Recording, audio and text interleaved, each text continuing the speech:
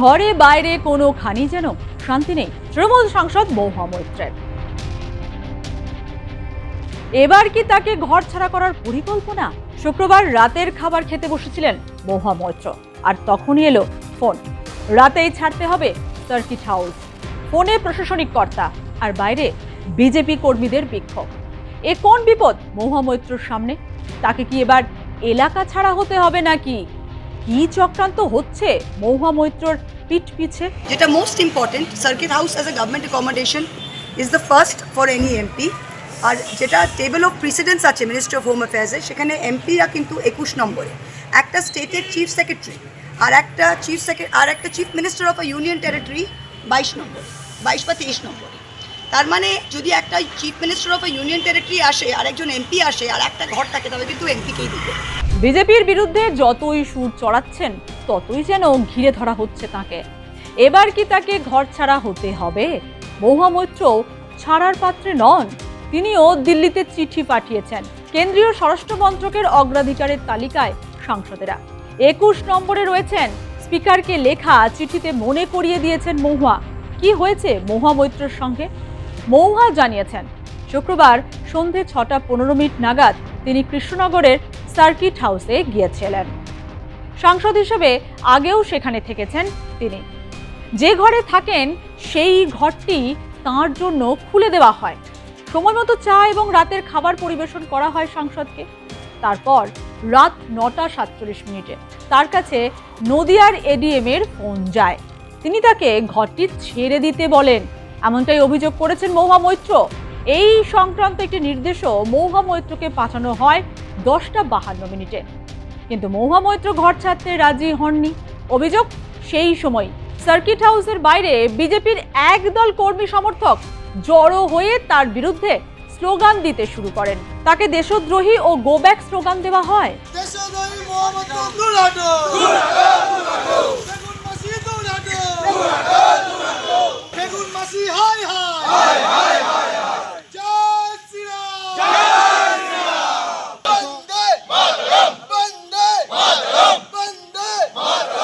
আপনার পুজো পৌঁছে যাক বিশ্বের দরবারে।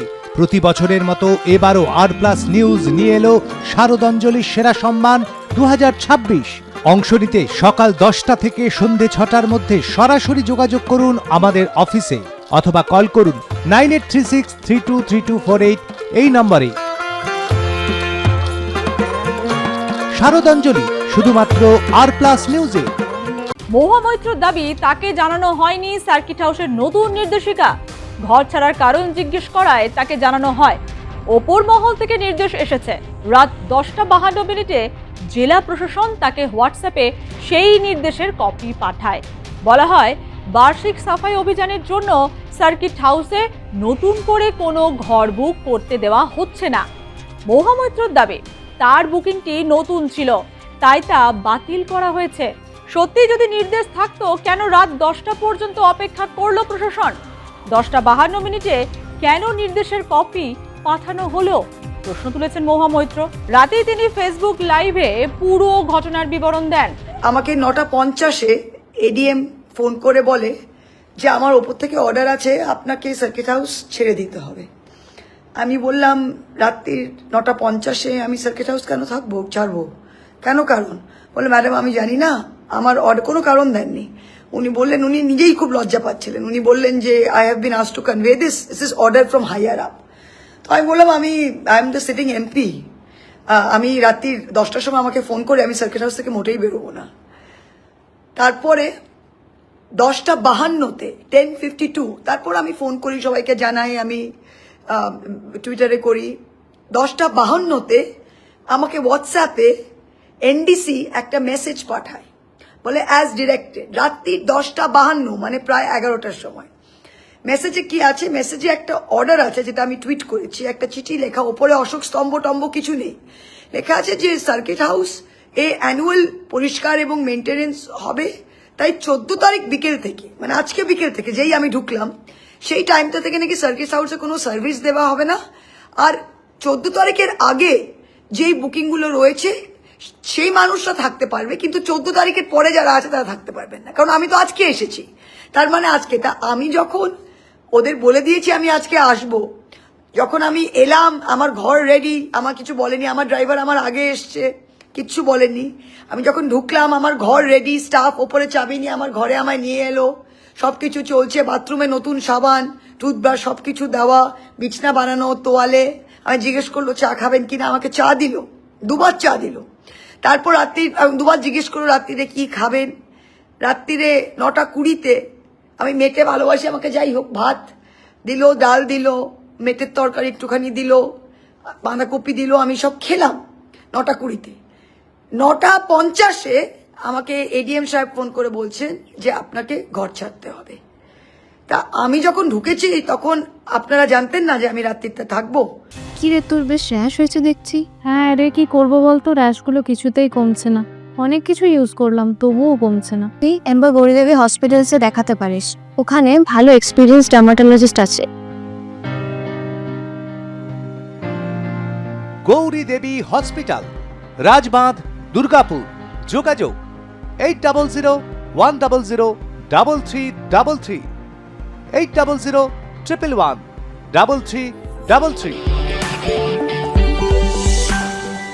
বেগুন মাসি হাই হাই হাই হাই জয় শ্রীরাম জয় শ্রীরাম জয় শ্রীরাম জয় শ্রীরাম। এখানেই থেমে থাকেননি মহুয়া মৈত্র। তার হেনস্থার অভিযোগ লিখিত আকারে জানিয়েছেন লোকসভার স্পিকার ওম বিড়লাকে। চিঠিতে তিনি লিখেছেন, কেন্দ্রীয় স্বরাষ্ট্র মন্ত্রকের নিরাপত্তায় অগ্রাধিকারের তালিকায় সাংসদেরা 21 নম্বরে রয়েছেন। যে কোনো রাজ্যের মুখ্য সচিব কিংবা কেন্দ্রশাসিত অঞ্চলের মুখ্যমন্ত্রীদের চেয়েও অগ্রাধিকার পায় সাংসদদের নিরাপত্তা।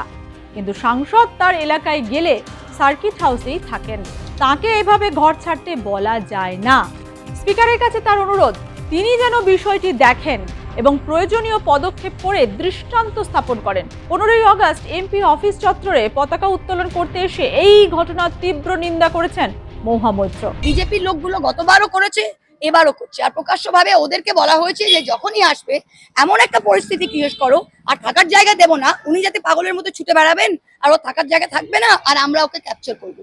সেটি হচ্ছে না। আমি একজন থাকলেও, আপনারা দেখুন, আমি একজন থাকলেও সকালে আমার যেরকম ফ্ল্যাগ প্রোগ্রাম ছিল 9টায়, আমি ঠিক তেমনি প্রোগ্রাম করেছি। আর আজকে এটা আমার অফিসের বাড়ি দাঁড়িয়ে আমি কিন্তু এই সাংবাদিক বৈঠকটা করছি। যে রাজনৈতিক কর্মসূচিতে বাধা দেওয়ার জন্যই কি একেবারে রাজনৈতিক কর্মসূচি শুধু নয়, রাজনৈতিক কর্মসূচি শুধু নয় যে আমার এখানে আসাটা বন্ধ করা, প্রত্যেকবার এলে এমন একটা হেও করা যে ওরা ভাববে যে আমি ভয় পেয়ে আসবো না। বুঝতে পারলেন ব্যাপারটা? বাকি এমপি গুলো তো চলে গেল এই ভয়ে চলে গেল। আজকে যাদের বিরুদ্ধে সবার প্রবলেম ছিল, যাদের বিরুদ্ধে বিজেপির প্রবলেম ছিল, তারা আজকে বিজেপির সাথে হাত মিলিয়ে তাদের কিছু হচ্ছে না। দেশদ্রোহী মোহাম্মদ দুলাটো দুলাটো বেগুন মাসি দুলাটো দুলাটো বেগুন মাসি হাই হাই হাই হাই জয় শ্রীরাম জয় শ্রীরাম। এর আগেও নিজের সংসদীয় এলাকায় তাকে বিক্ষোভের মুখে পড়তে হয়েছে। এমনকি সম্প্রতি তাকে লক্ষ্য করে ছোড়া হয় ডিম, কাদা ও পচা সবজি। একটি মামলায় কোর্টের নির্দেশে থানায় সশরীরে হাজিরা দিতে গত শুক্রবার কৃষ্ণনগরে আসেন মহুয়া মৈত্র।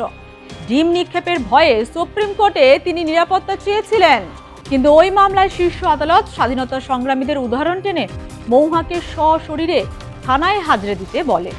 এই প্রসঙ্গ টেনে এনে মহুয়া মৈত্রর দাবি, হাইকোর্ট পুলিশকে নিরাপত্তা নিশ্চিত করতে বলেছিল, সেই প্রশাসনই তাকে রাতে এভাবে হেনস্থা করছে। অনেকেই বলছেন নারী নিরাপত্তাকে অগ্রাধিকার দেওয়া উচিত। সেখানে এক মহিলা সাংসদকে রাতে বাড়ি ছাড়া করার নির্দেশ কি সত্যিই শোভনীয়? এখন দেখার মহুয়া মৈত্রর সার্কিট হাউসে থাকা নিয়ে নতুন করে কি জল ঘোলা হয়।